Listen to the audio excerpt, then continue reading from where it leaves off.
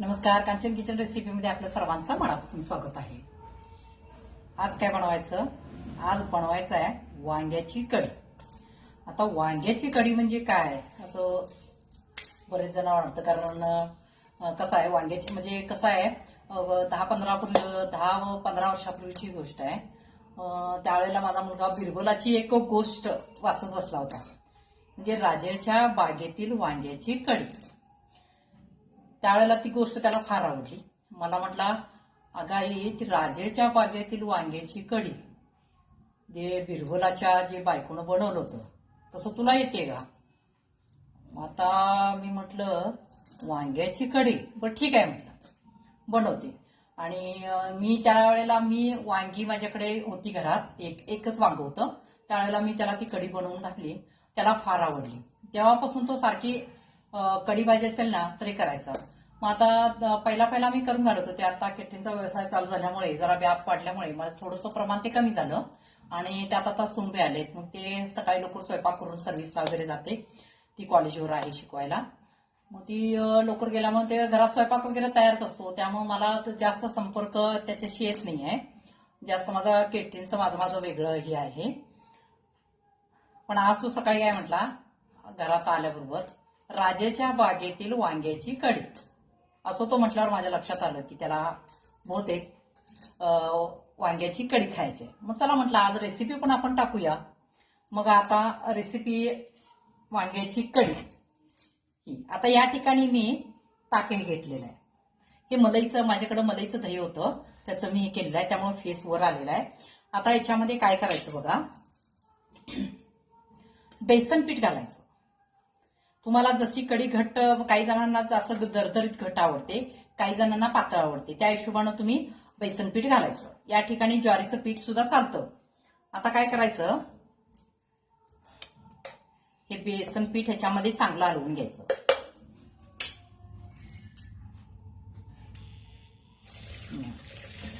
हे मी ऑनलाईन मागवलेलं आहे. हे चहा कॉफी साठी वगैरे किंवा अंडीचं, आपण अंडीची पोळी करतो ना त्यावेळेला त्याचा उपयोग होतो. एवढं छोटं छान आहे. हे बघा, मिक्स लगेच झालं.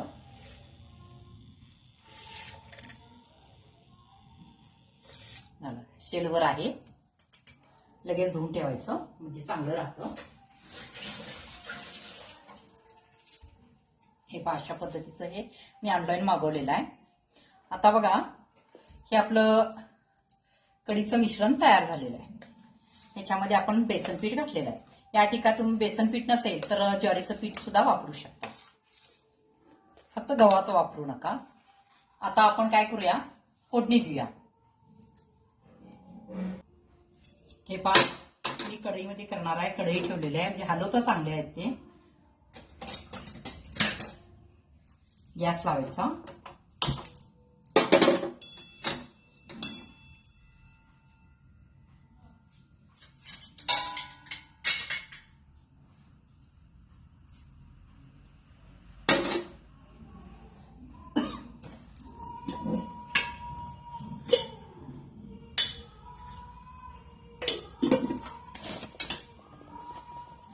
तेल घालायचं एक पळी, कारण कढीला तेल कमीच लागतं. एक पळी होईल एवढं घालूया.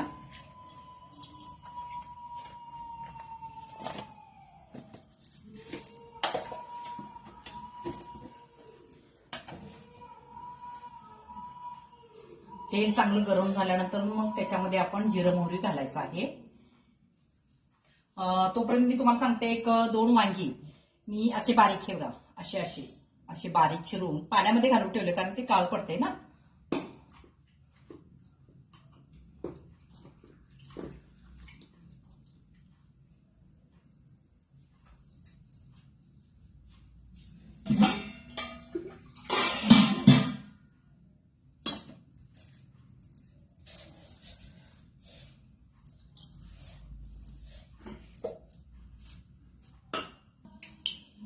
तेल चांगलं गरम झालेलं आहे. आता याच्यामध्ये काय करायचं, मोहरी घालायची एक अर्धा चमचा.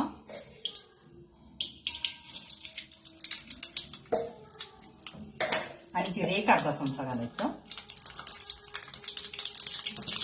आणि या ठिकाणी मी काही लसणाच्या पाकळ्या आणि मिरची आणि आल्याचा एक छोटासा तुकडा मी तुम्हाला दाखवते, साल काढून ठेवता एवढा एक छोटासा एवढा तुकडा मी साल काढून बारीक केलेला आहे. लसणाच्या एक 5-6 पाकळ्या घेतल्या होत्या. लसूण काही तुम्ही तुमच्या आवडीनुसार घालू शकता, जास्त पण घालू शकता, तसं काही प्रॉब्लेम येत नाही आहे.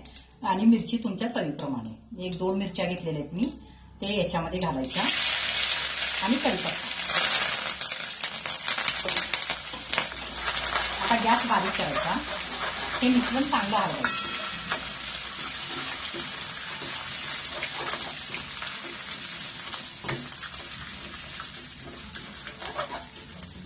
आता याच्यामध्ये काय करायचं, एक अर्धा चमचा हळद पूड घालायची.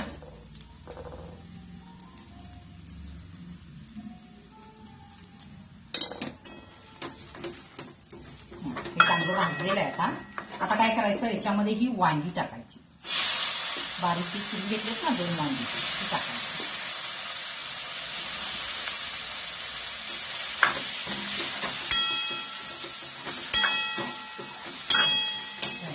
वांग्याला कलर कसा आलेला आहे बघा.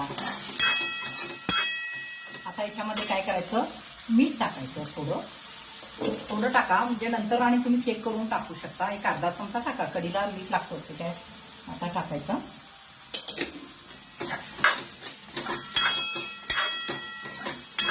आणि काय करायचं, एक अर्धी वाटी होईल एवढंच पाणी याच्यामध्ये थोडंसं घालायचं बस.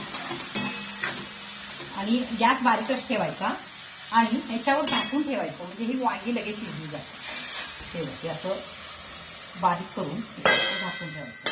गॅस बारीकच ठेवा, म्हणजे वाफेनं ते वांग चांगलं शिजलं जातं. चला बघूया आपलं वांग शिजलं का.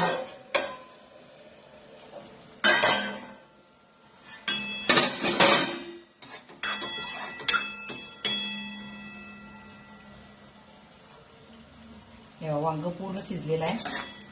आता काय करायचं सांगते, हे जे आपण ताकामध्ये पीठ घालून ठेवलं होतं, म्हणजे बेसन पीठ, ते आता याच्यामध्ये असं हळूहळू सोडायचं.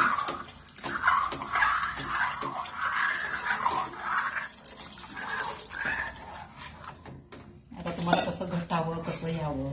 आता गॅस मोठा करायचा आणि एकसारखं हलवत राहायचं असं.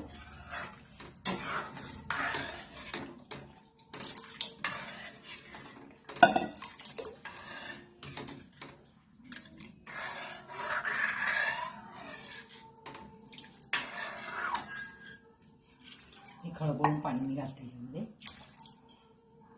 आणि तुमचं ताक जर जास्त आंबट असेल तर पिठाचं प्रमाण थोडंसं वाढवायचं.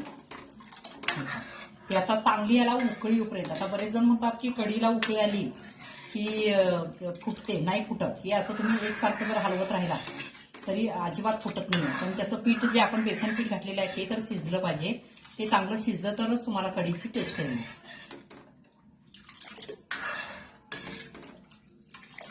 काही जण काय करतात, एकदा फोडणी टाकले की असंच ठेवतात. मग ते कसं होतं, खालून उकळी येते आणि मग ती कढी फुटते. म्हणजे वर पाणी राहतं आणि मध्ये असं दुधाची चाय जशी घट्ट जे होते ना, दूध नासतं, तशा पद्धतीनं होतं. हे असं एकसारखं हलवायचं, म्हणजे अजिबात कढी फुटत नाही. आता याच्यामध्ये आणखीन थोडंसं मी मीठ घालते. मीठ चेक करूनच घाला. मगाशी मी अर्धा चमचा घातलं होतं. आता ह्याला चांगली उकळी येऊपर्यंत आपण असं एकसारखं हलवायचं, म्हणजे कढी अजिबात फुटत नाही आणि टेस्ट पण देते, एकसारखी होते. याचं म्हणजे बेसन पीठ घातलेलं आहे. आता याच्यामध्ये काही जण साखर घालतात कढीला. कढी चांगली लागते, उत्कृष्ट लागते. पण कसं होतं, ज्यांना ऍसिडिटीचा प्रॉब्लेम आहे त्यांना कढीमध्ये साखर घातली की जास्तच म्हणजे ढेकर येणं, जेवल्यानंतर कढीची ढेकर येते आणि जळजळतं, ते अशा प्रमाणाचं होतं. कारण आंबट, खारट आणि गोड एकत्र आले की हे प्रमाण चालू होतं. म्हणून मला थोडासा पिठाचा त्रास असल्यामुळे मी अजिबात त्याच्यामध्ये साखर घालत नाहीये. मला अशीच आवडते आणि मुलं सुद्धा आमची अशीच खातात, त्यांना पण गोड आवडत नाहीये. तुम्हाला आवडत असेल तर तुम्ही साखर 1 चमचा घालू शकता. अप्रतिम लागते साखर घातल्याने, पण तेवढा त्रास पण होतो. असं एकसारखं आता चांगला हलवायचं, चांगली उकळी येऊपर्यंत आपल्याला हलवायचं आहे. हे पहा या ठिकाणी बघा कढी उकळायला आली माझी एकदम. हे बघा दिसते का? हे बघा कढी उकळायला आली पण तरी पण फुटलेली नाही. आता काय करायचं, गॅस बंद करायचा आणि गॅस बंद करून सुद्धा 1 मिनिट असंच आपण हलवत राहायचं, नाहीतर कढी फुटण्याची शक्यता असते. आता यातलं पीठ चांगलं शिजलेलं आहे आणि कढीचा दरदरीतपणा पण बघा कसा आलेला आहे. आणि समजा तुमचं जर एखाद्या वेळेस काही वेळेला पीठ जास्त होतं मग कढी घट्ट होते, त्यावेळेला काय करायचं सांगते, याच्यामध्ये पाणी थंड घालायचं नाही, पाणी गरम चांगलं करायचं, उकळायचं आणि मगच याच्यामध्ये घालायचं. नाहीतर कसं होतं मग कढीचं पुन्हा आणि वर पाणी राहतं आणि खाली तसंच पिठाचा थर राहतो. आता ही आपली कढी झालेली आहे. आता याच्यामध्ये कोथिंबीर घालायची. बघ कढीला कलर पण कसा आलेला आहे.